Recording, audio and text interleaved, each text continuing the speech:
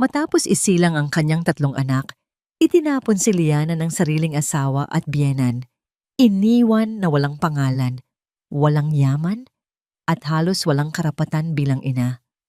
Ngunit nang mabunyag ang tunay niyang pagkatao, bilang nag-iisang tagapagmana ng makapangyarihang Elizalde Aguilar, nagsimula ang isang tahimik ngunit mapanganib na pagbabalik. Hanggang saan ang kayang gawin ng isang ina para mabawi ang kanyang mga anak? At sino ang tunay na guguhos sa larong ito ng kapangyarihan? Ang amoy ng antiseptic, ang unang gumising sa mga pandama ni Liana Almira Reyes. Dahan-dahan niyang iminulat ang kanyang mga mata, ramdam ang bigat sa bawat paghinga. Ang liwanag mula sa bintana ng pribadong silid sa St. Luke's Medical Center ay tila tumatagos sa kanyang balat, isang paalala na panibagong araw na naman ang dumating. Isang matamis na ngiti ang unti-unting sumilay sa kanyang mga labi. Sa kabila ng pagod at sakit na iniwan ng halos 20 oras na labor at emergency cesarean section, merong isang kaligayahang hindi mapantayan ang nag-uumapaw sa kanyang puso. Tatlong anghel. Angelo, Brielle, at si Celestine. Bulong niya sa hangin, ninanamnam ang bawat pangalang pinili nilang mag-asawa. Ang mga pangalang pinangarap nilang tawagin sa mga supling na bubuo sa kanilang pamilya. Hinaplos niya ang kanyang tiyan na ngayon ay balot na ng benda. Wala na roon ang bigat ng 3 buhay, ngunit naroon pa rin ang koneksyon. Hindi na siya makapaghintay na mayakap ang kanyang mga anak at higit sa lahat na makita ang kanyang asawa, si Javier. Siguradong pagod na rin ito sa pag-aalala. Siguradong sabik na rin itong masilayan ang kanilang mga munting pangarap.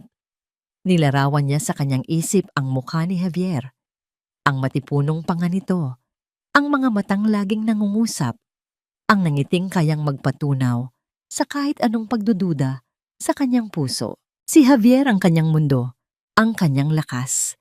Sa pag-iisip na yon, isang pamilyar na tunog ng sapatos ang narinig niya mula sa pintuan. Hindi ito ang malalambot na swelas ng sapatos ng mga nurse. Ito ay tunog ng mamahaling leather shoes na tumatama sa makintab na sahig. Javier, tawag niya, puno ng panaanabik. Ngunit hindi si Javier ang pumasok. Isang lalaking nasa kalagitnaan ng edad, balot sa isang mamahaling business suit, ang tumayo sa paanan ng kanyang kama. Ang mukha nito ay walang emosyon, ang mga mata ay malamig. Sa kamay nito ay isang brown na leather briefcase. "Good morning, Mrs. De Villa," bati ng lalaki sa isang formal na tono. "Ako si Attorney Delos Reyes, ang legal counsel ng De Villa Group." Nawala ang ngiti sa mga labi ni Liana. Ang kaba ay unti-unting gumapang sa kanyang dibdib. Nasaan si Javier? Ayos lang ba siya? Bakit abogado niya ang nandito? Hindi sumagot ang abogado. Sa halip, binuksan nito ang briefcase at maingat na inilabas ang isang makapal na folder. Inilapag niya ito sa ibabaw ng side table, sa tabi mismo ng kamay ni Liana. Ang tunog ng paglapag ng folder ay tila isang malakas na dagundong sa tahimik na silid. "Nandito po ako, para personal.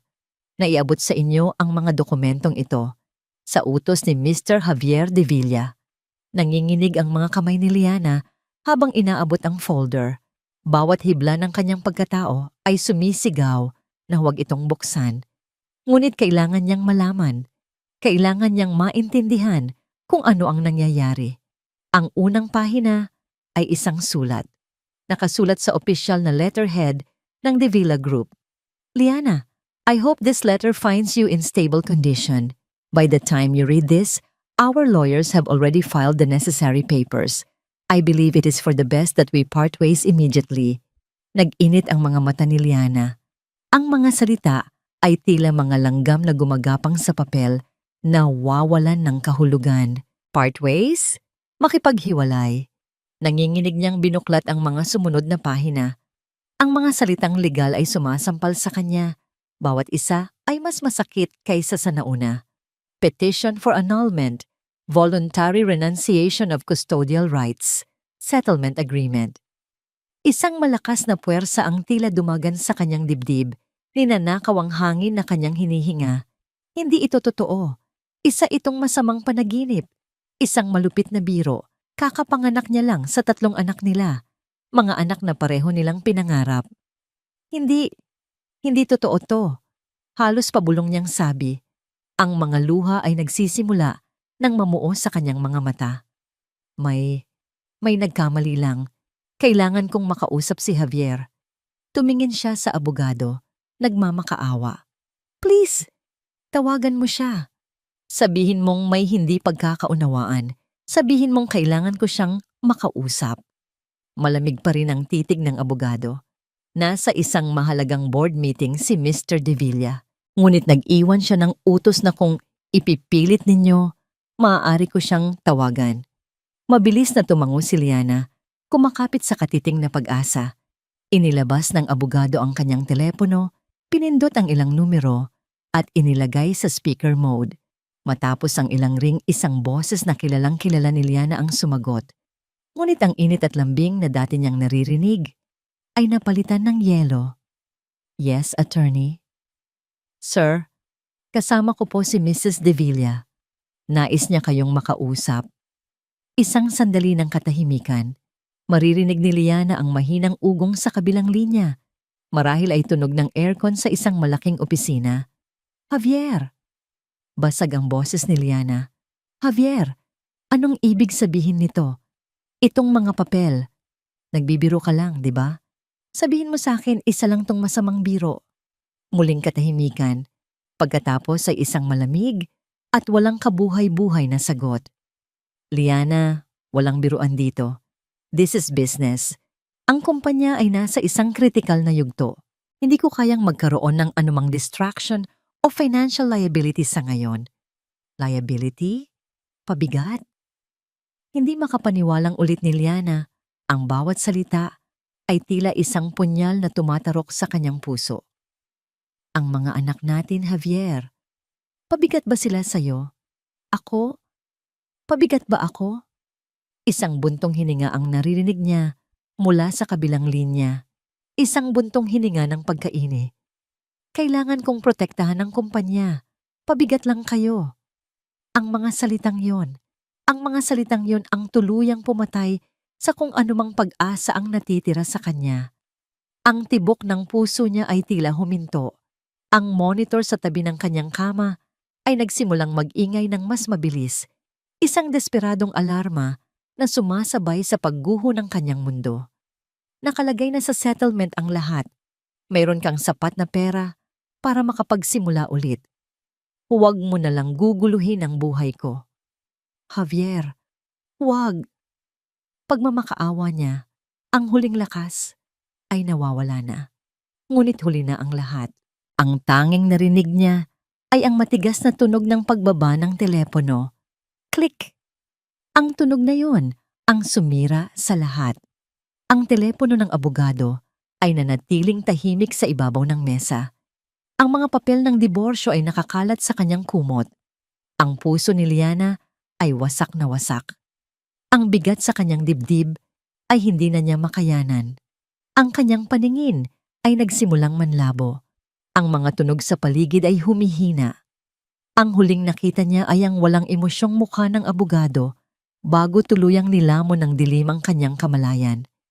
Kasabay ng pagbagsak ng kanyang ulo sa unan, ang folder ng mga dokumento ay nahulog mula sa kama at lumikha ng isang malakas na kalabog sa sahig. Sa mismong sandaling iyon, bumukas ang pinto at isang nurse ang nagmamadaling pumasok na alarma sa tunog ng heart monitor. Ma'am Liana, Doc, Code Blue. Ngunit huli na. Para kay Liana, ang mundo ay nagwakas na. Lumipas ang ilang araw sa loob ng ospital na tila isang mahabang malabong panaginip para kay Liana. Ang bawat paggising ay isang muling pagharap sa malupit na katotohanan. Ang mga papel ng diborsyo ay nakatago na sa ilalim ng kanyang mga damit sa maliit na bag. Ngunit ang bigat nito ay nananatili sa kanyang puso. Ang mga nurse ay pumapasok at lumalabas na may mga tinging puno ng awa. Ang doktor niya, bagamat professional, ay hindi maitago ang pag-aalala sa biglaang pagbawi ng lahat ng suporta mula sa pamilya de Villa. Ang bill ng ospital, na dating isang bagay na hindi niya kailanman iisipin, ay binayaran ng isang anonymous benefactor ayon sa billing section. Isang huling sampal ng kahihiyan mula kay Javier. Sa wakas, dumating ang araw na pinayagan na siyang umuwi. Umuwi. Isang salitang dati nagdudulot ng kapanatagan, ngunit ngayon ay puno ng pangamba. Wala na siyang babalikan. Sakay ng isang taxi, yakap-yakap niya ang dalawa sa kanyang mga anak, habang ang isa pa ay maingat na karga ng isang nurse na sumama sa kanya para tumulong. Bawat pamilyar na gusali sa Makati na kanilang nadadaanan ay tila isang multo mula sa nakaraan. Ang restaurant kung saan sila unang nag-date ni Javier, ang parke kung saan sila namasyal, ang simbahan kung saan sila nangako ng walang hanggan. Huminto ang taxi sa harap ng marangyang lobby ng The Grand Villa Residences, ang gusaling tahanan ng penthouse na ibinahagi niya kay Javier sa loob ng 5 taon. "Dito na po tayo, ma'am," sabi ng taxi driver. Bumaba si Liana. Ramdam ang panginginig ng kanyang mga tuhod. Sa tulong ng nurse, maingat niyang ibinaba ang mga portable crib. Habang papalapit sila sa malaking salaming pinto, 2 pamilyar na gwardiya ang biglang humarang sa kanilang daan. "Good afternoon po, Ma'am Liana." Magalang ngunit matigas na bati ni Mang Tonyo, ang mas matandang gwardiya. Ang mga mata nito ay hindi makatingin ng diretso sa kanya. "Mang Tonyo, tulungan niyo naman kami sa mga gamit." Pakiusap ni Liana, ang boses ay pagod. Nagkatinginan ang 2 gwardiya. Bumuntong hininga ang mas bata. "Ma'am, pasensya na po. May natanggap po kaming memo mula sa opisina ni Mr. De Villa. Hindi na po kayo pinapahintulutang pumasok sa gusali." Ang mga salita ay tumama kay Liana na parang isang malakas na sampal. "Ano? Pero dito ako nakatira.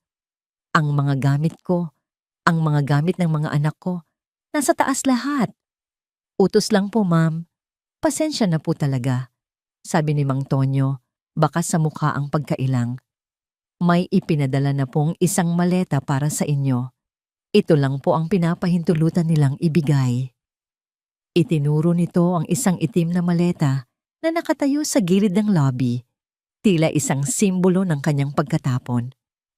Ang galit, isang emosyong matagal nang natutulog sa ilalim ng kanyang pighati, ay biglang nag-alab. "Karapatan kong pumasok sa sarili kong pamamahay. Asawa niya ako." "Dating asawa, ma'am. Mahinang pagtatama ng mas batang gwardiya. Nasa amin po ang kopya ng mga legal na dokumento." Ang huling katiting ng kanyang lakas ay tila nawala. Ang kahihiyan ay bumalot sa kanya, lalo na nang mapansin niya ang ilang mga residente na dumadaan at nagbubulungan habang nakatingin sa kanila. Sa gitna ng lahat, nagsimulang umiyak si Angelo, sinundan ni Brielle. Ang kanilang mga iyak ay tila mga sirena na nagpapahayag ng kanilang kalagayan. Wala siyang nagawa. Kinuha niya ang maleta, binitbit niya ang isang crib, habang ang nurse ay karga ang 2 pa. Walang lingon-likod silang tumalikod sa lugar na minsan niyang tinawag na tahanan. "Saan po tayo ngayon, ma'am?" tanong ng nurse, puno ng pag-aalala. Hindi alam ni Liana ang isasagot. Saan nga ba? Umupo sila sa isang bangko sa isang maliit na parke sa di kalayuan. Ang ingay ng trapiko sa Makati ay isang malupit na paalala ng mundong patuloy na umiikot, walang pakialam sa pagguho ng sa kanya. Inilabas niya ang kanyang telepono. Una niyang tinawagan si Clarice, ang kanyang matalik na kaibigan, ang maid of honor sa kanyang kasal. "Hello, Liana. Kamusta? Narinig ko ang nangyari. I'm so sorry," sabi ni Clarice, ngunit may kaba sa boses nito. "Claire, kailangan ko ng tulong. Pwede bang Pwede bang makituloy muna kami sa inyo? Kahit isang gabi lang. Wala kaming mapuntahan. Sabi ni Liana, nilulunok ang kanyang pride.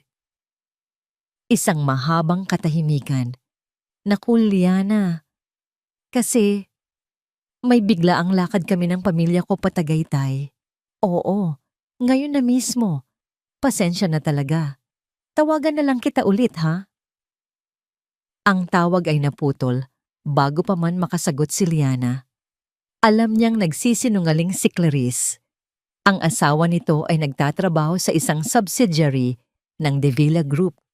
Takot. Iyon ang dahilan. Sinubukan niya ang isa pa, si Katrina. Ngunit diretso lang ito sa voicemail. Sinubukan niya ang isa pa, at isa pa. Lahat sila, ang mga taong kasama niyang tumawa sa mga party at sosyal na pagtitipon, ay biglang naglahong parang bula. Doon niya napagtanto. Hindi sila mga kaibigan niya. Sila ay mga kaibigan ng asawa ni Javier de Villa. At ngayong wala na ang pangalang yon sa kanya, wala na rin sila. Gabi na nang tuluyan siyang sumuko. Ang nurse na tumulong sa kanya ay kailangan na ring umuwi. Sa huling pagkakataon, tinulungan siya nitong dalhin ang mga bata at ang maliit nilang ari-arian sa loob ng isang maliit, 24 oras na karinderya. Umupo si Liana sa isang plastik na upuan sa sulok. Ang amoy ng nilulutong goto at sinangag ay dumidikit sa hangin. Sa labas, ang mga ilaw ng Makati ay kumikinang, isang malupit na pagpapakita ng yaman at kapangyarihan na ipinagkait sa kanya. Si Celestine ay mahimbing na natutulog, ngunit sina Angelo at Brielle ay nagsisimula na namang maging irritable. Habang pinapatahan niya si Brielle, isang mainit na patak ng luha ang pumatak mula sa kanyang mga mata at tumama sa munting noo ng kanyang anak. Doon, sa gitna ng pagod, gutom, at kawalan ng pag-asa, isang bagong damdamin ang umusbong. Tinitigan niya ang tatlong natutulog na mukha. Ang kanyang mga anak. Walang muwang. Umaasa sa kanya. Hindi siya pwedeng sumuko. Hindi para sa sarili niya, kundi para sa kanila. Kailangan niyang maging matatag. Kailangan niyang lumaban. Sa gitna ng kanyang pagmumuni-muni, isang ugong ng isang mamahaling makina ang pumukaw sa kanyang atensyon. Isang makintab na itim na sedan, isang European model na hindi niya matukoy, ang dahan-dahang huminto sa tapat mismo ng karinderya. Ang sasakyan ay tila hindi nababagay sa simpleng lugar na yon. Nagtago ng kaba ang kanyang dibdib. Mga tauhan ba ito ni Javier? Pinapahanap siya para lalong pahirapan. Ang bintana sa backseat na may dark tint ay dahan-dahang bumaba. Isang lalaking nasa mga 40, nakasuot ng plansadong suit, ang nakatingin sa kanya. Ang mukha nito ay kalmado at seryoso, ngunit ang mga mata ay may kakaibang talas. Dahan-dahan itong bumaba ng sasakyan. Bawat galaw ay may bigat at kumpiyansa. Lumapit ito sa kanyang lamesa. Mrs. Liana Almira Reyes? Tanong ng lalaki. Ang boses ay malalim at magalang. Hindi sumagot si Liana. Napupuot na siya sa pangalang iyon. Bawat pagbanggit nito ay isang paalala ng kanyang kabiguan, ng kanyang kahihiyan. Tila nabasa ng lalaki ang kanyang iniisip. Isang bahagyang pagbabago ang naganap sa kanyang mukha. Hindi awa, kundi pag-unawa. Muli itong nagsalita at sa pagkakataong ito, ang mga salitang lumabas sa bibig nito ang nagpatigil sa mabilis na pagtibok ng kanyang puso. O mas tamang sabihin na, Binibining Elizalde Aguilar? Kumunot ang noo ni Liana. Ang pangalan ay banyaga sa kanyang pandinig. Isang takot ang muling gumapang sa kanya. Isa na namang laro. Isa na namang paraan para lalo siyang ipahiya at paglaruan. Sino ka? Anong kailangan ninyo sa amin? Nanginginig niyang tanong. Ang isang kamay ay humigpit sa pagkakayakap sa kanyang anak. Ang kanyang boses ay mahina, ngunit may bakas ng paninindigan. Kung pinadala ka ni Javier para saktan kami, Parang awa mo na. Umalis ka na. Hindi na tinag ang lalaki. Inilahadan nito ang isang business card sa ibabaw ng lamesa. Ako po si Attorney Rafael Cruz at hindi po ako pinadala ni Mr. De Villa. Sa katunayan, narito ako dahil sa isang taong matagal nang naghahanap sa inyo. Pinagmasdan ni Liana ang card. Cruz Law Firm. Walang anumang bakas ng De Villa Group, ngunit hindi pa rin nawawala ang kanyang pagdududa. Hindi ko maintindihan, sabi niya. Wala akong kilalang Elizalde Aguilar. Baka nagkakamali ka ng tao. Umiling ang abogado. Ang mga mata nito ay seryoso at puno ng kahulugan. Walang pagkakamali, binibini. Alam kong pagod na kayo at maraming tanong ang inyong isipan. Lahat ng yan ay masasagot, ngunit hindi rito. Iginala ni Attorney Cruz ang kanyang paningin sa maliit na karinderya, sa mga sanggol na natutulog at sa pagod na mukha ni Liana. Ang kanyang tingin ay bumalik sa kanya at sa pagkakataong ito, may bahid na ng madali ang pangangailangan. Kailangan ninyong sumama sa akin. Ligtas kayo sa akin. Pangako yan. May naghihintay po sa inyo, binibini. Isang taong magbibigay sa inyo ng kanlungang matagal nang dapat ay sa inyo. Tumingin si Liana sa kanyang tatlong anghel. Ang kanilang payapang mga mukha.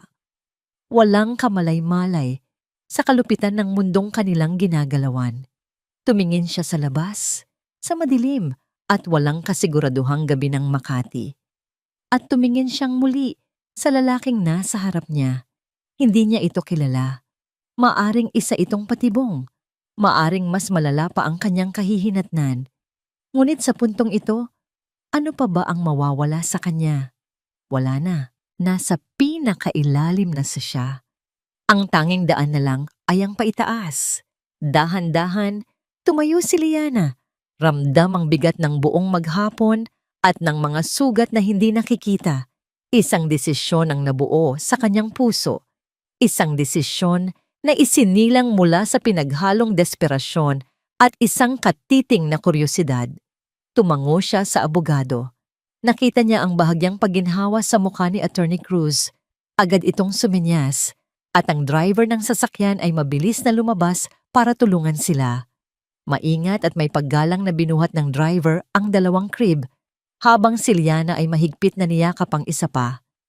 Habang naglalakad sila palabas ng karinderya at patungo sa naghihintay na itim na sasakyan, isang malamig na hangin ang sumalubong sa kanila. Para kay Liana, ito ang hangin ng pagbabago. Hindi niya alam kung saan siya dadalhin nito, kung ito ba ay tungo sa kaligtasan o sa panibagong kapahamakan. Ngunit habang pinagbuksan siya ng pinto ni Attorney Cruz, isang bagay ang sigurado. Ang babaeng pumasok sa sasakyang iyon ay hindi na ang Liana Reyes na asawa ni Javier De Villa. Siya ay isang taong nasa bingit ng isang bagong pagkakakilanlan, isang taong walang matatakbuhan, kaya't pinili na lamang sumugal sa hindi alam. Ang loob ng sasakyan ay kabaligtaran ng karinderyang pinanggalingan nila. Ang amoy ng mamahaling leather ay humahalimuyak sa hangin, at ang katahimikan sa loob ay halos nakabibingi. Pinaghihiwalay sila mula sa magulong ingay ng syudad. Mahigpit ang kapit ni Liana sa munting bassinet ni Celestine. Ang bawat pagliko ng sasakyan ay nagdudulot ng panibagong kaba sa kanyang dibdib. Pinagmasdan niya si Attorney Cruz mula sa rearview mirror. Nakaupo ito sa passenger seat sa harap, tahimik, ang mga mata ay nakatuon sa daan. Walang kahit anong pahiwatig sa mukha nito kung ano ang kanilang patutunguhan. Sino ang taong ito? At ano ang ibig sabihin ng pangalang Elizalde Aguilar? Ilang sandali pa, lumiko ang sasakyan mula sa abalang kalsada ng EDSA patungo sa isang mas tahimik at madilim na lugar. Napansin ni Liana ang matataas na pader at ang malalaking puno na nagbibigay lilim sa mga mansyon sa magkabilang panig ng daan. Forbes Park. Alam niya ang lugar na ito. Dito nakatira ang mga pinakamayayamang pamilya sa Pilipinas, mga taong mas makapangyarihan pa kaysa sa mga De Villa. Huminto ang sasakyan sa harap ng isang napakalaking itim na bakal na tarangkahan. Isang gwardiya ang lumapit at sa isang senyas lang mula sa driver, ang tarangkahan ay dahan-dahang bumukas, tila nagbibigay daan sa kanila sa isang ibang mundo. Ang bumungad kay Liana ay isang mahabang driveway na naliligiran ng mga luntiang halaman at mga naglalakihang puno ng akasya. Sa dulo nito ay nakatayo ang isang mansyon na tila kinuha mula sa isang lumang pelikula.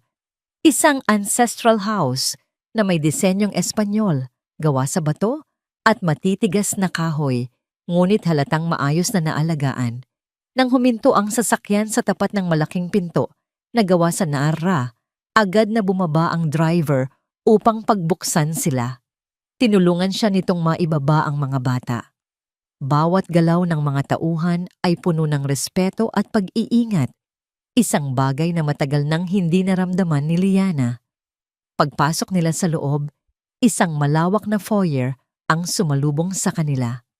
Ang sahig ay gawa sa nagkikintabang marmol at isang dambuhalang chandelier na gawa sa kristal ang nakabitin mula sa mataas na kisame. Sa gitna ng hagdanang paakyat sa ikalawang palapag ay nakasabit ang isang napakalaking painting. "Sumunod po kayo sa akin, binibini." Magalang na sabi ni Attorney Cruz, ginagabayan siya patungo sa isang malawak na sala. Naupo si Liana sa isang antigong sopa na yari sa velvet, habang maingat namang inilapag ng mga kasambahay na nakasuot ng uniforme ang mga bassinet ng kanyang mga anak sa kanyang tabi. Ang buong paligid ay nagpapahiwatig ng yaman at kapangyarihan. Isang yaman na hindi ipinagyayabang, kundi isang yaman na malalim ang ugat at kasaysayan. Isang matandang babae ang dahan-dahang lumabas mula sa isang koridor. Nakasuot ito ng isang simpleng bestidang sutla. Ang kanyang puting-puti ng buhok ay nakapusod ng maayos. Payat ang kanyang pangangatawan, ngunit merong isang aura ng awtoridad at dignidad sa bawat hakbang niya. Ngunit ang pinakapumukaw sa atensyon ni Liana ay ang kanyang mga mata. Sa kabila ng kanyang edad, ang mga ito ay matalas at puno ng emosyon, isang pinaghalong lungkot, pananabik at lakas. Tumayo si Liana, isang hindi maipaliwanag na kaba ang bumalot sa kanya. "Nakaharap mo na ang apo mo, Esmeralda." Malumanay na sabi ni Attorney Cruz sa matanda. Ang matandang babae, si Esmeralda, ay tumingin kay Liana mula ulo hanggang paa. Ang kanyang mga mata ay tila sinusuri ang bawat detalye ng kanyang mukha. Pagkatapos, ang mga mata nito ay napunta sa tatlong munting anghel na mahimbing na natutulog. Isang luha ang pumatak mula sa mata ng matanda, ngunit mabilis niya itong pinunasan. "Ako si Esmeralda Aguilar," sabi ng matanda. Ang boses ay mahinahon, ngunit may bigat. "Ako ang lola mo." Napaatras si Liana. "Lola? Imposible po. Ulila na po ako. Ang mga magulang ko, namatay sila sa isang car accident noong bata pa ako. Wala po akong ibang kamag-anak." "Hindi iyon aksidente, Hija," malungkot na sabi ni Doña Esmeralda. "At hindi ka nag-iisa." "Maari po ba akong magpaliwanag?" Sabat ni Attorney Cruz. Lumapit ito at inilahad ang isang album na balat sa katad. "Ang iyong ina, si Amalia Elizalde Aguilar, ay ang kaisa-isang anak ni Doña Esmeralda. Siya ang tagapagmana ng lahat ng ito," sabi ng abogado. Iginagala ang kamay sa buong silid. Ngunit umibig siya sa isang simpleng arkitekto, ang iyong ama, na si Ricardo Reyes. Isang pag-iibigang hindi sinang-ayunan ng pamilya noong panahong yon. Dahil dito, tinalikuran ng iyong ina ang kanyang mana at pinili niyang mamuhay ng simple kasama ang lalaking mahal niya. Binuklat ni Attorney Cruz ang album. Ang mga larawan ay lumana, ngunit malinaw pa rin. Isang magandang babae na may ngiting katulad ng kay Liana ang nakangiti sa kanya mula sa litrato. Nang isilang ka, naging buo ang kanilang kaligayahan. Nagtangka si Doña Esmeralda na makipag-ayos, ngunit huli na ang lahat. Isang gabi, habang pauwi sila mula sa isang pagdiriwang, ang kanilang sinasakyan ay sinadya na mawalan ng preno at nahulog sa isang bangin. Ikaw lang ang nakaligtas dahil naihagis ka palabas ng sasakyan. Ang bawat salita ay tila isang dagok sa puso ni Liana. Mula noon, pagpapatuloy ng abogado, walang tigil si Doña Esmeralda sa paghahanap sa iyo. Ngunit may mga taong makapangyarihan na gumawa ng paraan upang itago ang iyong pagkakakilanlan, upang palabasin na isa kang ulila na walang kamag-anak.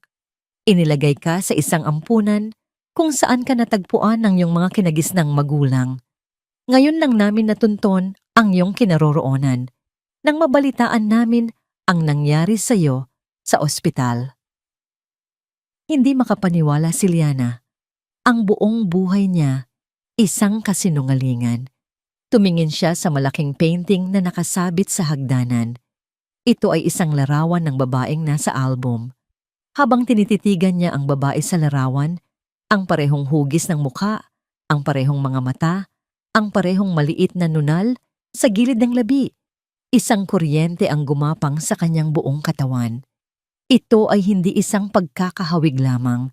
Ito ay salamin ng kanyang nakaraan. Napahawak siya sa kanyang dibdib. Ang lahat ng impormasyon ay tila isang alon na lumulunod sa kanya. Si Doña Esmeralda ay dahan-dahang lumapit sa kanya. Ang kaninang awtoridad sa kanyang tindig ay napalitan ng isang malalim na pagmamahal at pagsisisi. "Patawarin mo ako, apo ko," sabi nito. Ang boses ay nanginginig na. "Patawarin mo ako kung ngayon lang kita natagpuan. Kung sana'y naging mas maunawain akong ina noon." Hindi na napigilan ni Doña Esmeralda ang kanyang mga luha. Inabot nito ang kamay ni Liana.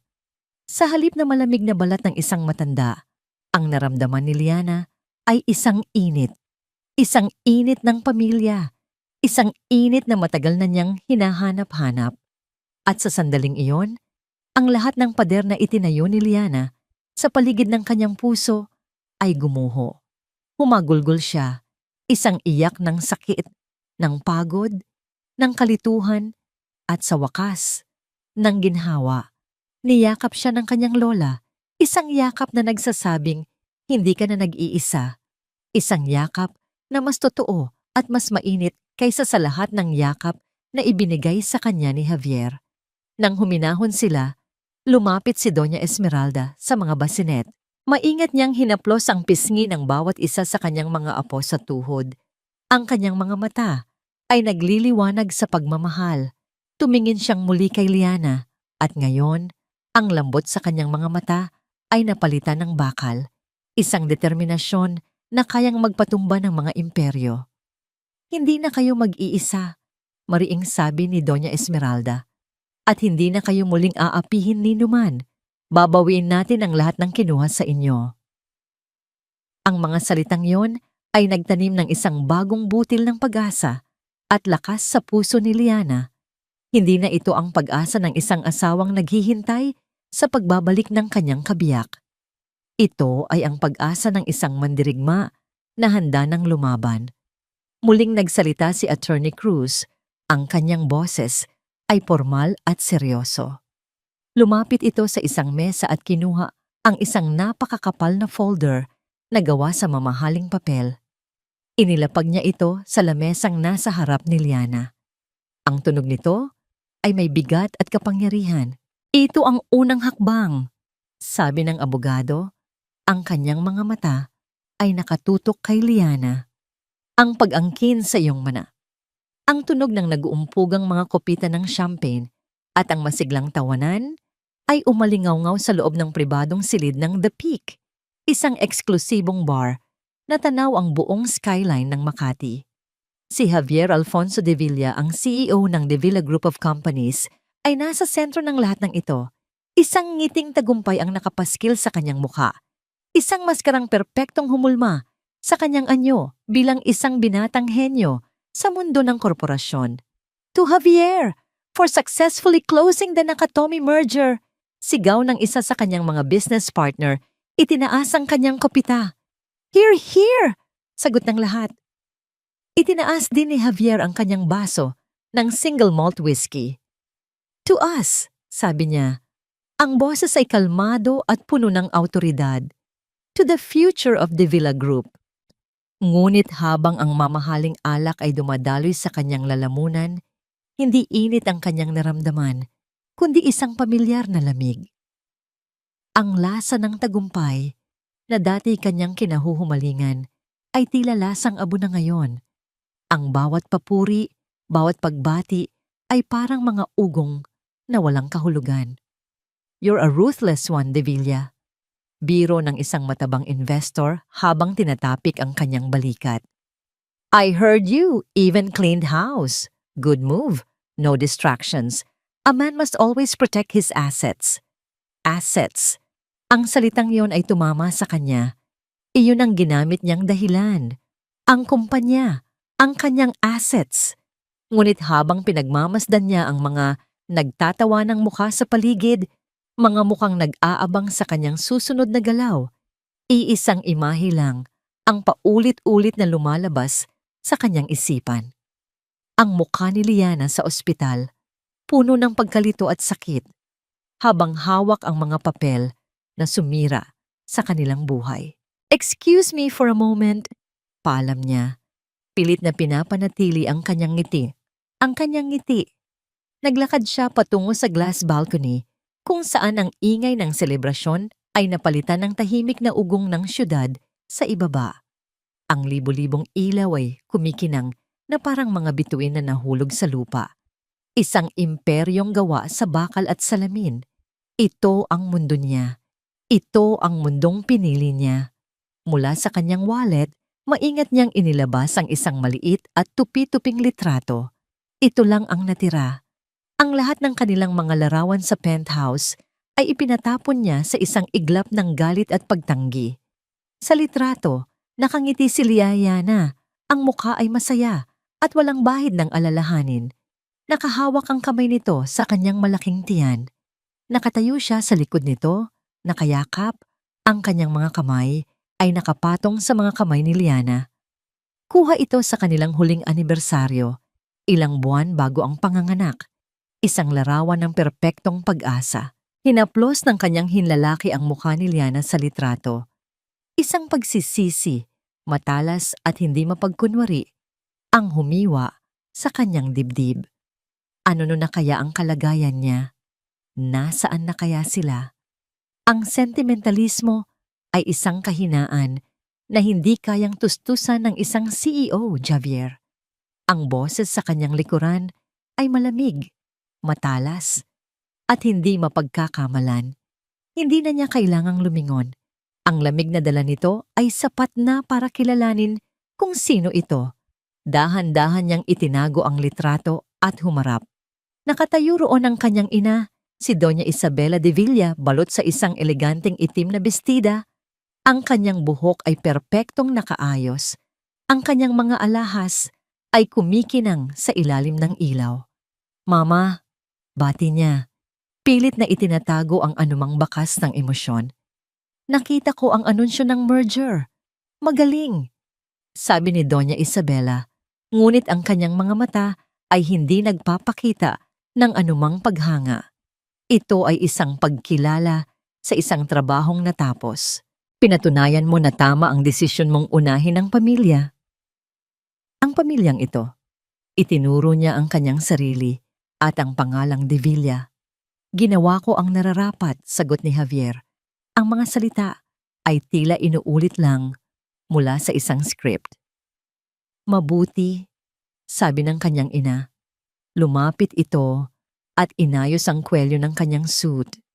Isang kilos na tila nagpapakita ng pagmamahal, ngunit sa katotohanan ay isang pagpapakita ng pagmamay-ari. Ang sakripisyong ginawa mo ay para sa ikabubuti ng ating legasya. Ang mga emosyon ay panandalian lamang. Ang kapangyarihan, iyan ang nagtatagal. Huwag na huwag mo iyong kakalimutan. Ang mga mata ni Doña Isabela ay sandaling napunta sa bulsa kung saan itinago ni Javier ang kanyang wallet. Isang tingin lang, ngunit sapat na iyon, isang babala.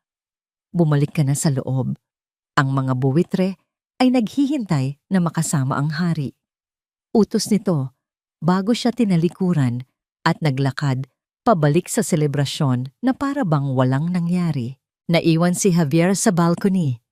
Ramdam ang bigat ng pagiging isang hari sa isang kahariang hindi naman talaga sa kanya, kundi sa anino ng kanyang ina. Kinabukasan, sa loob ng kanyang malawak at tahimik na opisina, hindi pa rin siya mapakali. Ang imahe ng pag-alis ni Liana sa ospital ay hindi siya tinitigilan. Sa huli, hindi na niya natiis. Tinawagan niya ang kanyang pinagkakatiwalaang executive assistant sa isang pribadong linya. Miguel, may ipapagawa ako sa'yo. Very confidential. Yes, sir? Hanapin mo kung nasaan si Liana Reyes. Gusto kong malaman kung nasaan siya, kung ano ang kalagayan niya. Siguraduhin mong ayos lang siya, pero gawin mo ito ng patago. Lalo na, hindi dapat malaman ni Mama. Masusunod po, sir. Lumipas ang buong araw. Bawat email, bawat tawag, bawat pulong ay isang pagpapanggap. Ang isip niya ay nasa utos na ibinigay niya kay Miguel. Gabi na nang tumawag pabalik ang kanyang assistant. Sir Javier, anong nalaman mo? Mabilis na tanong ni Javier. Sir, iyon na nga po ang problema. Parang bula siyang naglaho, sir. Walang record na lumabas siya ng bansa. Ang mga kaibigan niya, walang nakakaalam kung nasaan siya. Ang huling nakakita sa kanya ay noong araw na umalis siya ng ospital. Pagkatapos noon, wala na. Walang bakas. Ang balitang iyon ay nagdulot ng isang matinding kaba kay Javier. Nawawala? Paano? Isang babaeng kagagaling lang sa operasyon na may 3 sanggol. Pagka-uwi niya sa penthouse, ang malaki, malamig, at walang buhay na penthouse, ang katahimikan ay tila sumisigaw. Ang bawat sulok ay may alaala ni Liana. Ang kusina kung saan siya nagluluto, ang sala kung saan sila nanonood ng pelikula, ang kwarto ng mga bata na hindi na kailanman magagamit. Binuksan niya ang telebisyon, inilipat sa ANC, umaasang ang mga numero ng stock market ay makapagbibigay sa kanya ng kahit anong uri ng distraksyon. Ngunit hindi mga numero ang sumalubong sa kanya. Isang breaking news banner ang pumuno sa screen. Isang malaking anunsyo ang kasalukuyang nagaganap mula sa Elizalde Aguilar Holdings, isa sa mga pinakamatanda at pinakapribadong konglomerasyon sa bansa. Sabi ng news anchor, ang boses ay puno ng pananabik. Matapos ang ilang dekada ng pananahimik, opisyal na ipinakikilala ng kanilang matriarch na si Doña Esmeralda Aguilar ang kanyang long-lost heiress, ang kanyang nag-iisang apo.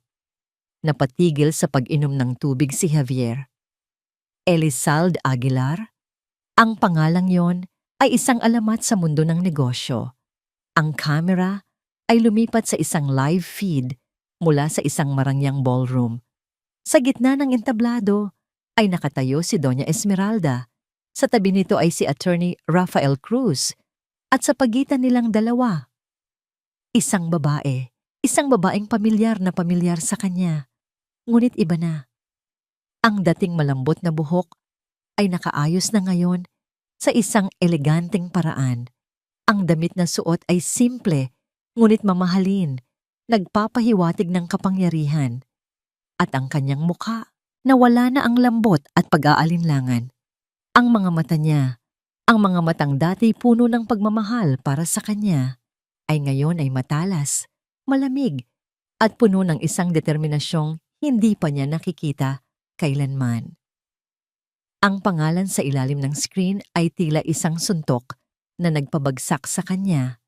Liana Almira Reyes Aguilar, heiress Elizalde Aguilar, Holdings Blag. Ang basong hawak ni Javier ay nabitawan niya at nabasag sa mamahaling sahig na gawa sa Italianong marmol. Napaupo siya sa sopa. Ang kanyang mga mata ay hindi maialis sa screen. Ang kanyang puso ay kumakaripas. Hindi sa pag-ibig o pagsisisi, kundi sa isang bagong damdamin. Takot. Ang babaeng itinapon niya. Ang pabigat. na binitawan niya ang babaeng inakala niyang nawawala at walang magawa ay bumalik. At sa kanyang pagbabalik, hindi siya isang pulubi na nagmamakaawa. Siya ay isang reyna na handa ng bawiin ang kanyang kaharian 1 buwan. 1 buwan ang lumipas mula nang tumuntong si Liana sa mansyon ng mga Aguilar. Ngunit para sa kanya, tila isang buong buhay na ang nagdaan. Ang Liana Reyes na umiiyak sa isang karinderya ay isa na lamang malayong alaala, isang aninong pilit niyang tinatalikuran. Ang pumalit sa kanya ay si Liana Elizalde Aguilar, isang pangalang may bigat, kasaysayan at kapangyarihan. Ang bawat araw niya ay isang mahigpit na pagsasanay. Ang kanyang umaga ay nagsisimula sa pag-aaral ng mga financial report ng Elizalde Aguilar Holdings, EAH, isang dambuhalang konglomerasyon na may mga interes sa real estate, banking, at energy. Ang mga numerong dati nakalilito ay unti-unting nagkakaroon ng kahulugan sa tulong ng mga pinakamahuhusay na tutor na kinuha ng kanyang lola. Ang kanyang mga hapon ay inilalaan sa mga pagpupulong kasama si Attorney Rafael Cruz.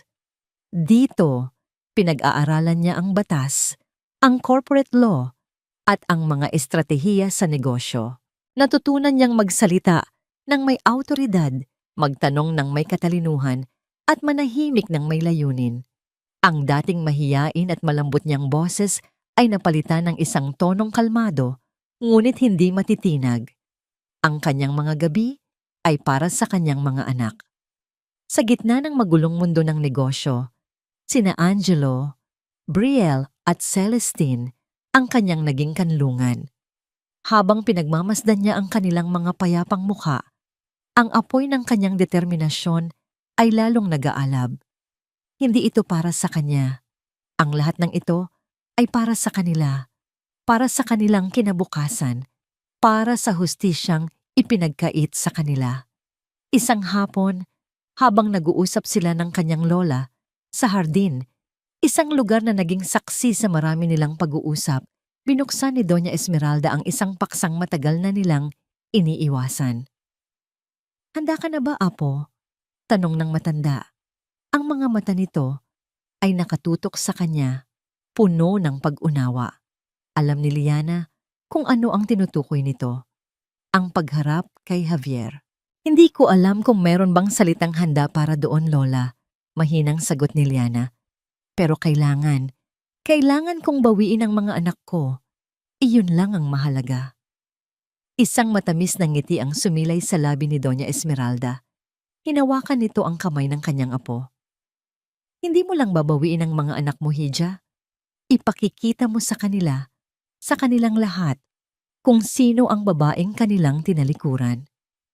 Kinabukasan, sa unang pagkakataon, pumasok si Liana sa main office ng Elizalde Aguilar Holdings sa Ayala Avenue. Ang mga empleyado ay yumuyuko at bumabati sa kanya. Ang iba'y may paghanga, ang iba'y may pag-usisa. Ngunit wala na siyang pakialam sa kanilang mga iniisip. Ang kanyang mga mata ay nakatuon sa isang layunin. Sa loob ng malawak na boardroom, kasama ang kanyang lola at si Attorney Cruz, pinirmahan ni Liana ang mga huling dokumento na opisyal na naglilipat sa kanya ng kontrol sa malaking porsyento ng voting shares ng kumpanya. Siya na ngayon, hindi lang sa pangalan, kundi sa kapangyarihan, ang tagapagmana. "Ano ang unang mong hakbang, Liana?" tanong ni Attorney Cruz, bagamat alam na niya ang sagot. Tumingin si Liana sa labas ng bintana. Mula roon, tanaw na tanaw niya ang gusali ng De Villa Group, isang tore ng salamin at bakal na tila isang aroganteng simbolo ng kapangyarihan ni Javier. Oras na para ipadala ang mensahe, sabi niya. Ang boses ay matatag. Kinuha niya ang isang dokumentong kanina pa nakahanda sa kanyang harapan. Isang dokumentong maingat na binalangkas ni Attorney Cruz at ng kanyang legal team. Hindi ito isang pakiusap. Hindi ito isang negosasyon. Ito ay isang deklarasyon.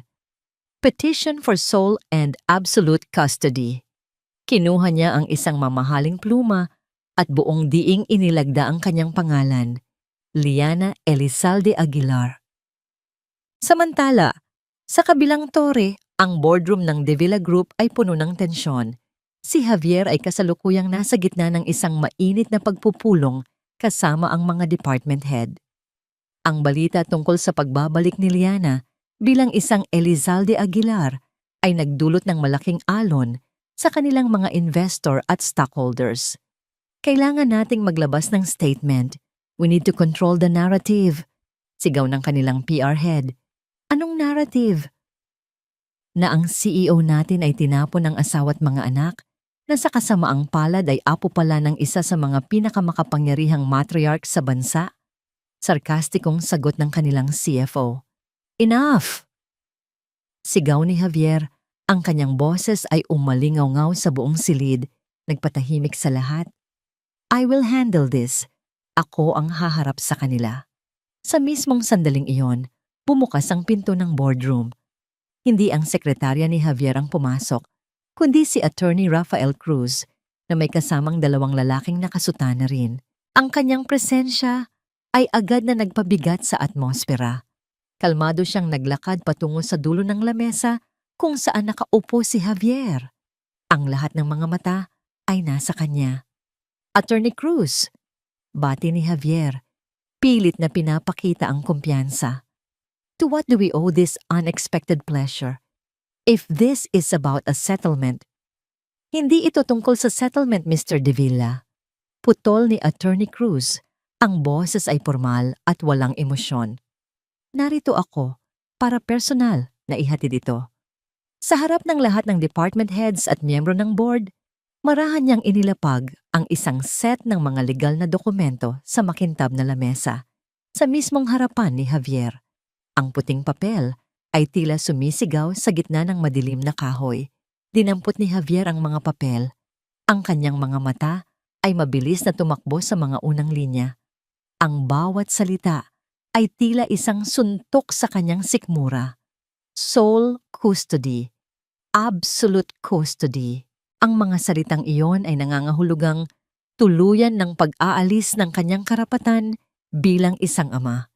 Itinaas niya ang kanyang paningin mula sa papel at tumitig kay Attorney Cruz. This is absurd. Hindi siya mananalo dito. The court will see her as unstable. Isang malamig na ngiti ang gumuhit sa mga labi ni Attorney Cruz. Sa tingin mo ba, Mr. De Villa, ang korte ay maniniwala sa salita ng isang lalaking itinapon ang kanyang mag-ina ilang oras matapos ang isang peligrosong panganganak?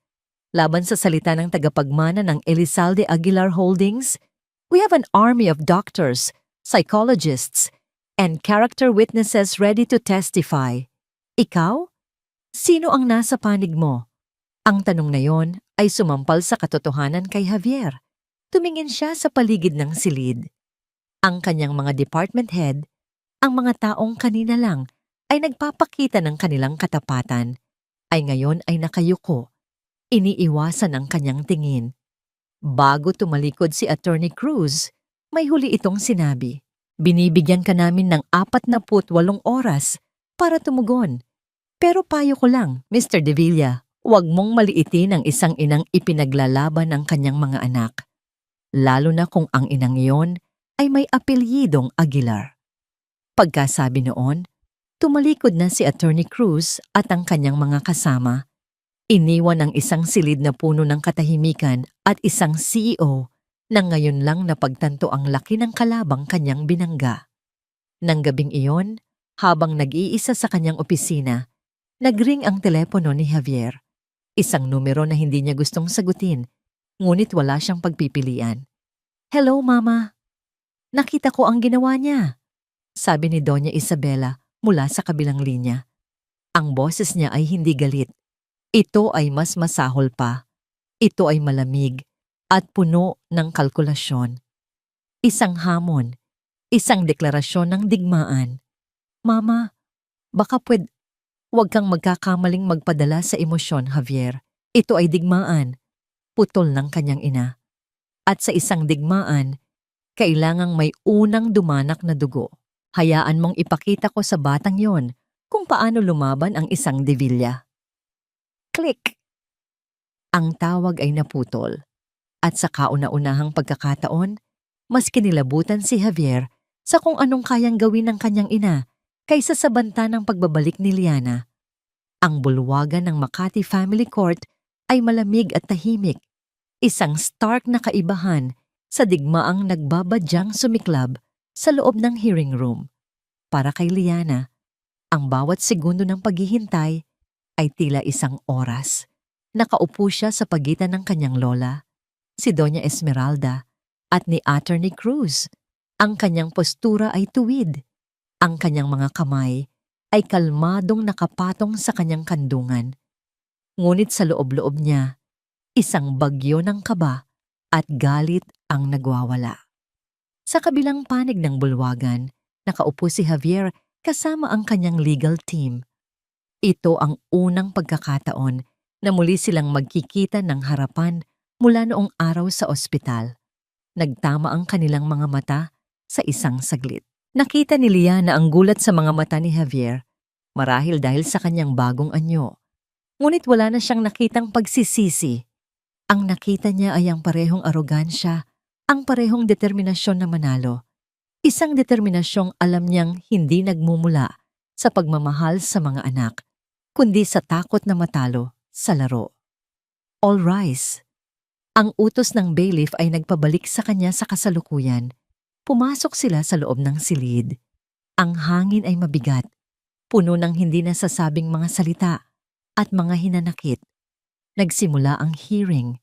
Ang unang nagsalita ay ang abogado ng panig ni Javier, si Attorney Mendoza, isang veteranong abogado na kilala sa kanyang agresibong pamamaraan.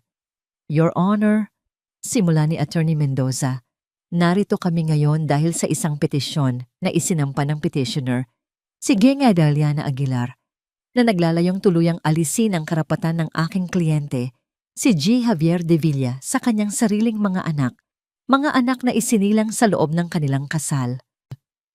Objection, Your Honor, mahinahong sabi ni Attorney Cruz. The petitioner is now legally known as Miss Liana Elizalde Aguilar. Noted, sabi ng hukom. Nagpatuloy si Attorney Mendoza, tila hindi natinag. Ang aming panig ay magpapakita ng ebidensya na ang petitioner ay dumadaan sa isang matinding postpartum depression na nagresulta sa kanyang mental instability. Dahil dito, naniniwala kami na ang pinakamabuting kapakanan ng mga bata ay ang manatili sa pangangalaga ng kanilang ama, si G. De Villa, na mayroong matatag na pinansyal at emosyonal na kapasidad para alagaan sila. Naramdaman ni Liana ang pag-init ng kanyang mga pisngi. Mental instability, gagamitin nila ang pinakamasakit na yugto ng kanyang buhay laban sa kanya. Unang iprinesenta ng panig ni Javier ang isang psychiatrist, si Dr. Alcaraz, na tumestigo na base sa mga paunang ulat mula sa ospital. Si Liana ay nagpakita ng mga sintomas ng matinding depresyon at pagka-iritable.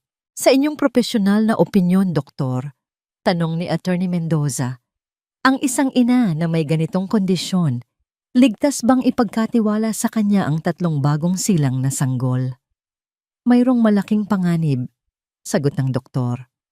Maaring hindi niya magampanan ang kanyang mga tungkulin bilang ina, at sa mas malalang kaso, maaari pa niyang saktan ang kanyang sarili o ang mga sanggol. Isang mahinang bulungan ang narinig sa loob ng korte. Tumingin si Liana kay Javier, ngunit ang mga mata nito ay nakatuon sa sahig. Isang duwag. Nang si Attorney Cruz na ang magtanong, ang kanyang pamamaraan ay kalmado, ngunit matalas. Dr. Alcaraz, kailanman ba ay personal ninyong nakausap o sinuri si Miss Aguilar? Tanong niya. Hindi. Base lamang sa mga ulat, sagot ng doktor. Mga ulat na isinulat ng mga nurse, tama? Hindi ng isang lisensyadong psychiatrist? Tama. At alam niyo ba, doktor, na ang inyong klinika ay tumanggap ng isang malaking donasyon mula sa De Villa Foundation 2 linggo na ang nakalilipas. Ang mukha ni Dr. Alcaraz ay biglang namutla. Iyon ay, walang kinalaman dito. Wala na po akong tanong, Your Honor. Sabi ni Attorney Cruz, umupo na tila walang nangyari. Ang kredibilidad ng kanilang testigo ay nawasak sa isang iglap. Ngunit hindi doon natapos ang panig ni Javier. Nagpresenta sila ng mga larawang kuha sa social media noong mga nakaraang taon. Mga larawan ni Liana na nasa mga party, umiinom ng alak kasama ang mga kaibigan, nagsasayaw. Ang mga larawang ito, Your Honor, ay nagpapakita ng isang pamumuhay na hindi angkop para sa isang ina. Deklara ni Attorney Mendoza. Isang pamumuhay ng pagwawaldas at kawalan ng responsibilidad. Ito na ang hindi natiis ni Liana. Sa pahintulot ng kanyang abogado, siya mismo ang tumayo. Your Honor, ang mga larawang yan ay kuha bago pa man ako ikasal, bago pa man ako magbuntis, sabi ni Liana. Ang kanyang boses ay nanginginig sa simula, ngunit unti-unting tumatatag. At sa bawat isa sa mga okasyong yan, kasama ko ang aking asawa, si G. De Villa. Siya pa nga ang kumuha ng karamihan sa mga litratong yan. Kung ang pamumuhay na yon ay hindi angkop para sa isang ina, bakit hindi rin ito naging issue para sa isang ama? Ang katahimikan sa korte ay nakabibingi. Ang mga salita ni Liana ay tumama sa puso ng issue. Ang double standard, ang hindi pagkakapantay-pantay. Nag-init ang ulo ni Attorney Mendoza. Objection! Ang petitioner ay nagiging emosyonal. Sino ba namang ina ang hindi magiging emosyonal kung ang kanyang pagkatao ay winawasak sa harap ng korte? Ganti ni Liana, ang kanyang mga mata ngayon ay nagniningas at nakatutok kay Javier. Tinatawag ninyo akong mentally unstable, ngunit sino ba ang mas wala sa katinuan? Ang isang inang umiyak dahil sa sakit ng panganganak at pagtataksil? O ang isang amang iniwan ang kanyang mag-ina sa ospital para lang protektahan ang presyo ng kanyang mga gupyaw? Silence! Sigaw ng hukom. Sa gitna ng kaguluhan, idineklara ng hukom ang isang maikling recess. Habang papalabas sila ng silid, hinarang ni Liana ang daan ni Javier. Ngunit bago pa man siya makapagsalita, isang anino ang tumabon sa kanila, si Doña Isabela de Villa. Nakatayo ito roon, eleganteng-elegante sa kanyang Chanel suit. Ang mukha ay kalmado, ngunit ang mga mata ay parang yelo. Hindi si Javier ang tiningnan niya, kundi si Liana. Magaling kang magsalita, bata, sabi ni Doña Isabela sa isang boses na sila lang ang nakakarinig. Pero ang mga salita ay hangin lamang, ang kapangyarihan. Iyan ang totoo. Lumapit pa ito ng bahagya. Ang mamahaling pabango nito ay tila nakakalasong sa hangin. Kaya kong kunin ang lahat sayo, pati na ang mga anak mo. Bulong nito, ang bawat salita ay may diin at puno ng pagbabanta. Subukan mo ako. Pagkasabi noon, marahan itong inayos ang kwelyo ng damit ni Liana, 1 kilos ng panunuya, bago ito naglakad palayo, nakasunod ang kanyang anak, na tila isang asong sunod-sunuran. Naiwan si Liana na nanginginig, hindi sa takot, kundi sa isang bagong tuklas na galit. Ngayon, malinaw na sa kanya. Ang laban na ito ay hindi lang laban kay Javier. Ang tunay niyang kalaban ay ang babaeng nasa likod ng lahat ng ito. Ang reyna sa kabilang panig ng chessboard at hindi siya papayag na matalo. Ang mga sumunod na araw ay naging isang malupit na digmaan sa media. Ang bawat galaw ni Liana ay sinusundan. Ang bawat salita niya ay binibigyan ng kahulugan. Sa ilalim ng gabay ng kanyang lola at ni Attorney Cruz, nanatili siyang matatag.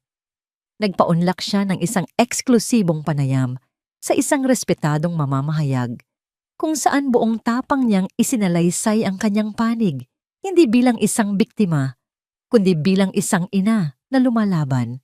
Dahil dito, ang simpatya ng publiko ay unti-unting napunta sa kanya. Ngunit alam ni Liana na ang katahimikan mula sa kampo ng mga De Villa ay isang masamang pangitain. Ang isang ahas ay pinakamapanganib kapag ito ay nag-aabang, naghahanda para sa isang nakamamatay na pagtuklaw. Ang babala ni Doña Isabela ay patuloy na umuulit sa kanyang isipan. Kaya kong kunin ang lahat sa'yo. O isang gabi, pagkatapos ng isang mahaba at nakapapagod na araw ng paghahanda para sa susunod na hearing, niyaya siya ng kanyang mga bagong kaibigan mula sa EAH, isang grupo ng mga batang executive na naging malapit sa kanya na mag-relax. Liana, kailangan mong magpahinga kahit sandali, sabi ni Sofia, ang head ng marketing.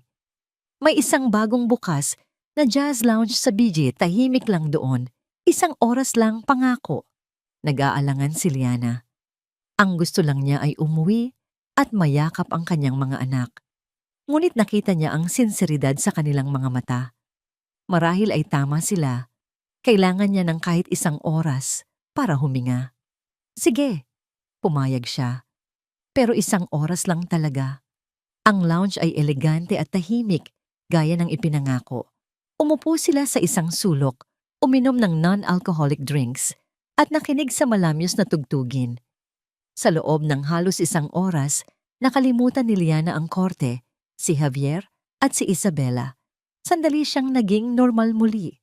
Ngunit hindi niya alam, sa bawat ngiti niya, sa bawat pagtawa, mayroong isang camera lens na nakatutok sa kanya mula sa kabilang dako ng silid.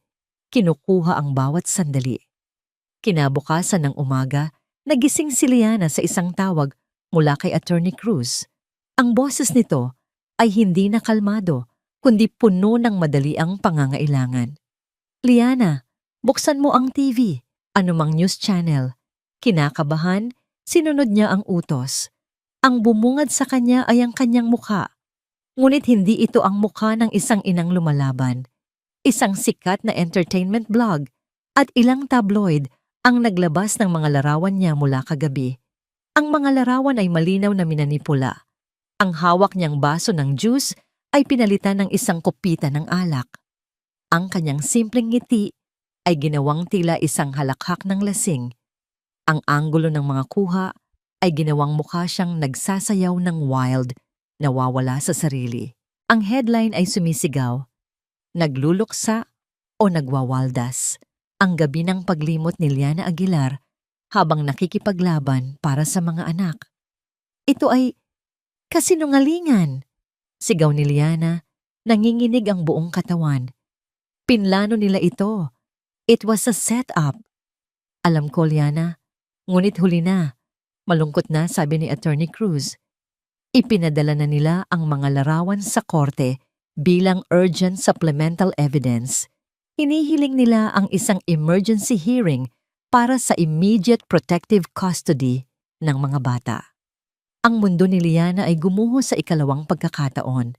Ang emergency hearing ay mabilis at brutal. Kahit anong paliwanag ang gawin ni Attorney Cruz, kahit anong ebidensya ang ipakita nilang peke, ang mga larawan, ang pinsala ay nagawa na. Ang hukom, sa ilalim ng matinding presyon mula sa media, ay nagdesisyon na para sa kapakanan ng mga bata, sila ay pansamantalang ilalagay sa ilalim ng kustodya ng Department of Social Welfare and Development, DSWD, habang nagpapatuloy ang investigasyon. Hindi rin sila ibinigay kay Javier. Ito ang pinakamasakit na bahagi. Ang korte ay nagpasiya na dahil sa controversial na situation, walang sino man sa kanila ang karapat-dapat sa ngayon. Nang hapong iyon, 2 social worker ang dumating sa mansyon ng mga Aguilar. Ang kanilang mga muka ay puno ng profesional na awa, ngunit ang kanilang mga kilos ay matatag. Kailangan po naming sundin ang utos ng korte, ma'am, sabi ng isa. Tinangka ni Doña Esmeralda na gamitin ang kanyang impluensya. Ngunit kahit ang pangalan ng mga Aguilar ay hindi kayang banggain ang isang direktang utos mula sa korte. Pinanood ni Liana na parang isang manonood sa sarili niyang trahedya, habang ang kanyang 3 anak ay maingat na inilalagay sa mga dala nilang car seat. Si Angelo, si Briella, si Celestine, ang kanyang buhay, ang kanyang hininga, ang kanyang lahat. Sinubukan niyang lumapit, ngunit isang malumanay na kamay mula sa kanyang lola ang pumigil sa kanya. Bago sila tuluyang umalis, lumapit ang babaeng social worker. Pangako po ma'am, aalagaan po namin sila. Ito ay pansamantala lamang. Ngunit para kay Liana, ang salitang pansamantala ay parang habang buhay. Nang mawala na sa paningin ang sasakyan ng DSWD, ang lakas na matagal nang pinanghahawakan ni Liana ay tuluyang bumigay. Ang kanyang mga tuhod ay nanghina. Bumagsak siya sa sahig na marmol. Ang kanyang mga kamay ay nakakuyom sa dibdib na tila sinusubukang pigilan ang pagkasira ng kanyang puso. Isang iyak ang kumawala sa kanyang lalamunan. Hindi ito isang simpleng pag-iyak. Ito ay isang hagulhol ng isang inang ninakawan ng kanyang pinakamamahal na yaman. Isang sigaw ng sukdulang sakit at kawalan ng pag-asa. Niyakap siya ng kanyang lola.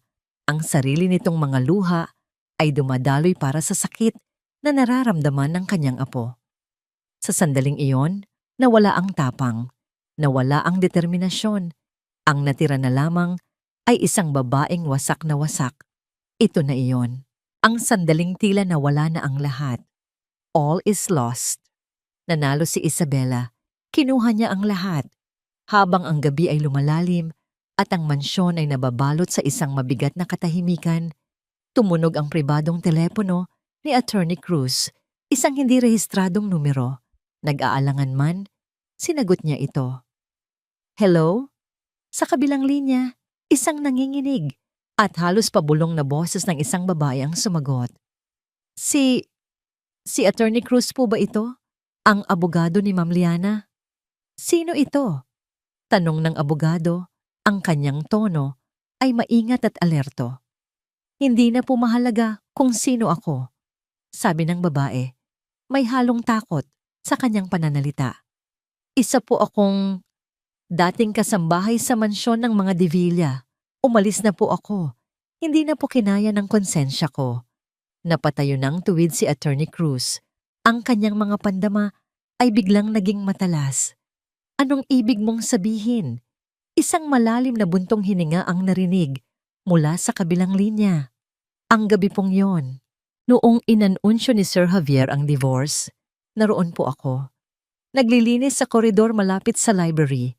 Narinig ko po ang lahat. Ang puso ni Attorney Cruz ay nagsimulang tumibok ng mas mabilis. Hindi po si Sir Javier ang may gusto noon.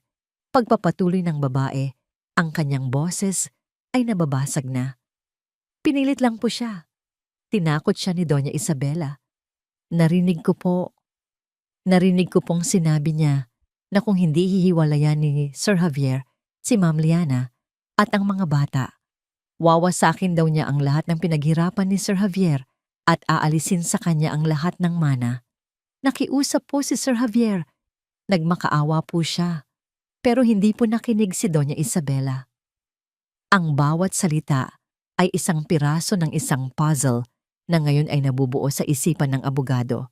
Ito na ang ebidensyang kailangan nila. May patunay ka ba sa sinasabi mo? Tanong ni Attorney Cruz. Pilit na pinapakalma ang kanyang boses. Nagkaroon ng sandali ng katahimikan na para bang nag-iisip ang babae kung dapat ba niyang ituloy. Nang marinig ko po ang sigawan nila, natakot po ako. Itinago ko po ang cellphone ko sa ilalim ng isang florera at pinindot ang record. Hindi ko po alam kung bakit. Siguro po, para lang may ebidensya kung sakaling may mangyaring masama. Ito na ang bombshell. Meron akong dapat sabihin tungkol sa totoong nangyari sa gabi ng divorce, sabi ng babae. Ang kanyang boses ngayon ay may halong determinasyon. Handa po akong tumulong. Ang mga sumunod na oras matapos kunin ang kanyang mga anak ay isang malaking, itim na kawalan para kay Liana. Nakaupo siya sa dilim ng kanyang silid, nakatingin sa labas ng bintana, ngunit wala namang talagang nakikita. Ang mansyon ng mga Aguilar, na minsan ay naging simbolo ng kanyang bagong simula, ay isa na ngayong kulungang ginto. Malawak, marangya, ngunit walang buhay. Walang maririnig na iyak ng sanggol. Walang tunog ng maliliit na hininga. Tanging ang nakabibinging katahimikan. Si Doña Esmeralda ay hindi umalis sa kanyang tabi. Isang tahimik na presensya na nagbibigay ng suporta kahit walang salitang binibitawan. Ngunit kahit ang pagmamahal ng kanyang lola ay hindi kayang punan ang butas na iniwan ng kanyang mga anak sa kanyang puso. Nasa ganito silang kalagayan nang pumasok si Attorney Cruz. Iba ang itsura nito. Ang laging seryoso at kalmadong muka ay may bahid ngayon ng isang emosyong hindi pa nakikita ni Liana rito. Isang kislap ng pag-asa. "Liana, Doña Esmeralda," sabi nito. Ang boses ay mahihina ngunit may diin. Mayroon tayong isang development, isang hindi inaasahang pagkakataon. Ikinuwento niya ang tungkol sa tawag, tungkol sa dating kasambahay, tungkol sa isang sikretong recording. Sa unang pagkakataon sa loob ng maraming oras, nagkaroon ng reaksyon si Liana. Itinaas niya ang kanyang paningin mula sa sahig. Ang kanyang mga mata, na kanina'y walang buhay, ay nagkaroon ng bahagyang kislap. "Totoo ba yan?" "Hindi natin malalaman hanggat hindi natin siya nakakausap," sagot ng abogado. "Inayos ko na ang isang ligtas na pagkikita. Ngayon yan na. Pero kailangan nating mag-ingat. Kung malaman ng mga Divilla na mayroong ganitong testigo, hindi sila mag-aatubiling patahimikin siya." Isang oras ang lumipas. Sa isang pribadong function room ng isang maliit na hotel na pag-aari ng EAH, naghihintay sila. Bawat tunog mula sa labas ay nagpapakaba kay Liana. Paano kung isa itong patibong? Paano kung isa na naman itong laro ni Isabela? Maya-maya, bumukas ang pinto at pumasok ang isang babaeng nasa mga 50 anyos. Balot sa takot at pag-aalinlangan. Nakayuko ito. Hindi makatingin ng diretsyo. Ito si Manang Elsa. Pinaupo siya ni Attorney Cruz at binigyan ng isang basong tubig. "Huwag po kayong matakot, Manang Elsa," malumanay na sabi ni Liana. "Ligtas po kayo rito. Nagpapasalamat po ako sa inyong tapang." Tumingala ang matanda at sa kanyang mga mata, nakita ni Liana ang pinaghalong awa at pagsisisi. "Patawarin niyo po ako, Ma'am Liana. Matagal ko na po sanang gustong gawin ito, pero natakot po ako para sa pamilya ko." "Naiintindihan ko po," sagot ni Liana. "Ang mahalaga po ay narito na kayo ngayon. Pakiusap, ikwento niyo po sa akin ang lahat." Nanginginig ang boses ni Manang Elsa habang isinasalaysay niya ang mga pangyayari noong gabing iyon. Inilarawan niya kung paano niya narinig ang sigaw ni Doña Isabela mula sa library, kung paano nito sinabihan si Javier na isang malaking pagkakamali at isang pabigat, si Liana at ang mga bata. Sinabi po ni Doña Isabela na kung hindi susunod si Sir Javier, babawiin niya ang lahat, ang posisyon bilang CEO, ang mana, ang pangalan. "Wawasakin kita hanggang sa wala nang matira sa'yo, Javier." Iyon po ang eksaktong sinabi niya. Napahawak si Liana sa kanyang bibig. Nagmakaawa po si Sir Javier. Halos pabulong na sabi ni Manang Elsa. Ang mga luha ay tumutulo na. "Mama, huwag. Mga anak ko sila." Paulit-ulit po niyang sinabi iyon. Pero parang wala pong narinig si Donya. Binigyan niya po ng ultimatum si Sir Javier. "Ako at ang legasiya ng Divilla o ang babae at mga bastardo niya." Pagkatapos po noon, wala na po akong narinig kundi ang basag na boses ni Sir Javier na sumang-ayon. Ang kwento ay tila isang punyal na bumaon ng malalim sa puso ni Liana. Ang galit niya kay Javier ay naroon pa rin. Ngunit ngayon ay may kasama na itong ibang emosyon. Isang emosyong hindi niya inaasahan. Ang recording po, sabi ni Attorney Cruz. Nanginginig ang mga kamay ni Manang Elsa habang iniaabot ang isang luma at simpleng cellphone. "Hindi po malinaw, sir, pero maririnig po." Kinuha ni Attorney Cruz ang telepono at ikinonekta sa isang maliit na speaker. Pinindot niya ang play. Ang unang narinig ay isang mahinang kaluskos. Pagkatapos, isang boses. Isang boses na malamig, matigas, at puno ng bakal, boses ni Isabela. Isang hadlang sa legasiya ng pamilyang ito. Hindi ko hahayaang sirain ng isang walang kwentang babae at ng kanyang mga anak ang lahat ng itinayo ng ating mga ninuno. Pagkatapos ay ang boses ni Javier, basag at desperado. Mama, parang awa mo na. Pamilya ko sila. Mga anak ko. Wala kang pamilya kundi ako. Pumili ka, Javier. Ngayon din, sila o ako. Isang mahabang katahimikan, maririnig ang isang mahinang paghikbi at pagkatapos, ang pinakamasakit sa lahat, ang halos hindi na marinig na pagsuko ni Javier. Kayo po, Mama. Kayo po ang pipiliin ko. Pinatay ni Attorney Cruz ang recording. Ang katahimikan sa silid ay mas mabigat pa kaysa sa kanina. Hinawakan ni Liana ang lamesa para suportahan ang sarili. Ang Javier na narinig niya sa recording ay hindi ang makapangyarihang CEO na kinilala niya. Ito ay isang lalaking durog, isang batang lalaking takot sa sarili niyang ina. Ang galit niya sa pagiging duwag ni Javier ay nag-aapoy. Bakit hindi siya lumaban? Bakit siya sumuko? Ngunit sa ilalim ng nag-aapoy na galit na yon, merong isang maliit na kislap ng awa. Isang awa para sa lalaking minsan niyang minahal na ngayon nakikita niyang biktima rin pala. Isang biktima ng isang mas malaking kasamaan. Dahan-dahan, itinaas ni Liliana ang kanyang ulo. Ang luha at sakit sa kanyang mga mata ay nawala. Ang pumalit dito ay isang apoy. Isang apoy na hindi na basta galit lang, kundi isang malamig at nakapokus na determinasyon. Tumingin siya sa kanyang lola. Pagkatapos ay kay Attorney Cruz. Ang tingin na iyon ay nagsasabi ng lahat.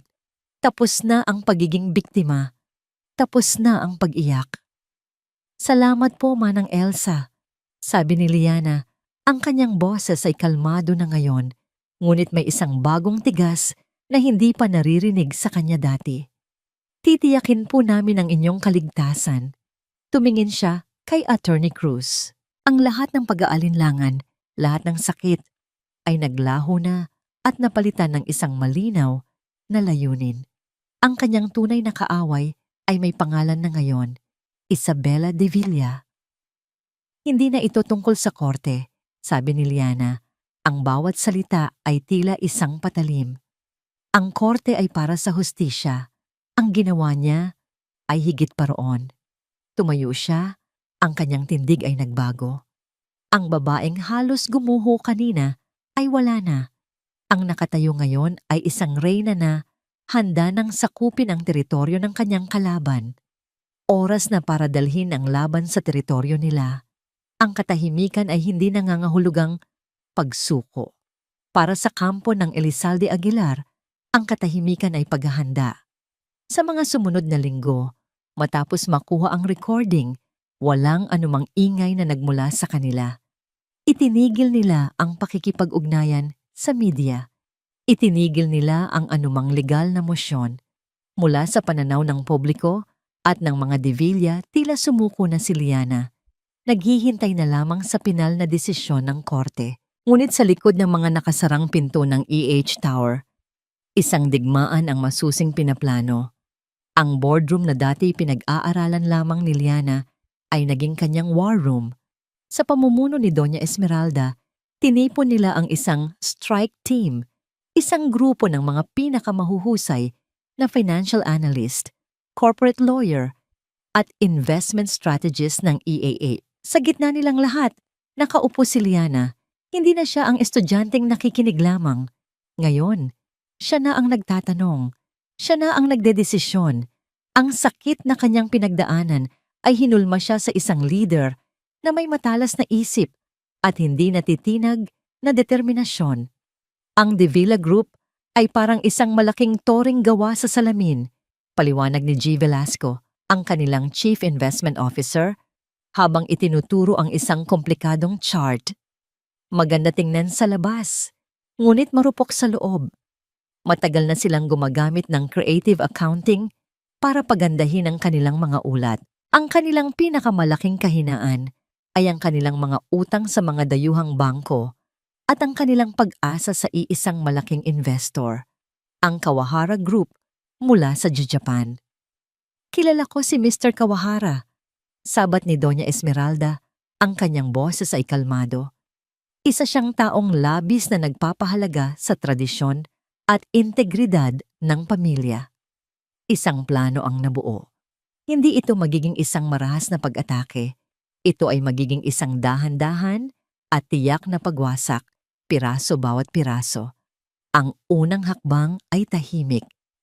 Gamit ang iba't ibang shell corporations, nagsimulang bumili ng mga non-voting shares ng Davila Group.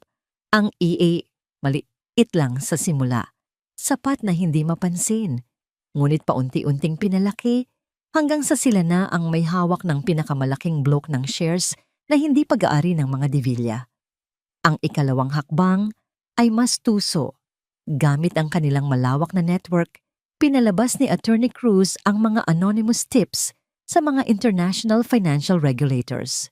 Ang mga tips na ito ay naglalaman ng mga totoong ebidensya ng mga kahina-hinalang transaksyon ng Davila Group, mga impormasyong nakuha nila mula sa kanilang masusing investigasyon. Ito ay nagresulta sa isang biglaang regulatory audit sa mga operasyon ng Davila na nagdulot ng pagkaalarma sa kanilang mga stockholder. Ang ikatlong hakbang ay ang pinakapersonal. Isang pribadong delegasyon sa pamumuno ni Attorney Cruz ang lumipad patungong Tokyo.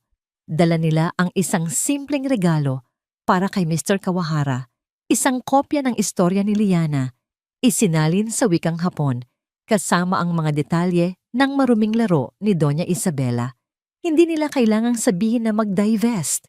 Ang simpleng paglalahad ng katotohanan ay sapat na. Sa loob ng Davila Group, ang epekto ay parang isang lindol. Unang dumating ang balita tungkol sa audit. Nagdulot ito ng pagbaba ng kanilang stock price ng 5%. Huwag kayong mag-alala. Ito ay isang panggugulo lamang mula sa ating mga kalaban.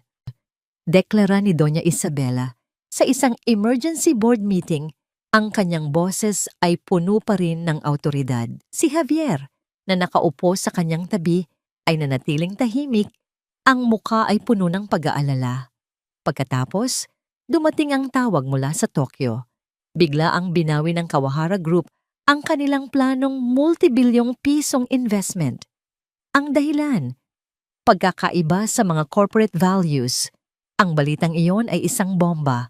Ang stock price ng Davila Group ay bumagsak ng isa pang 15% sa loob lamang ng isang araw. Ang mga telepono sa kanilang opisina ay walang tigil sa pag-ring. Ang mga investor ay nagpapanik. Ang mga bangko ay humihingi ng mga kasiguraduhan. Anong nangyayari, Isabela? Sigaw ng isa sa mga matatandang miyembro ng board. Ang kumpanya ay bumabagsak sa ating harapan.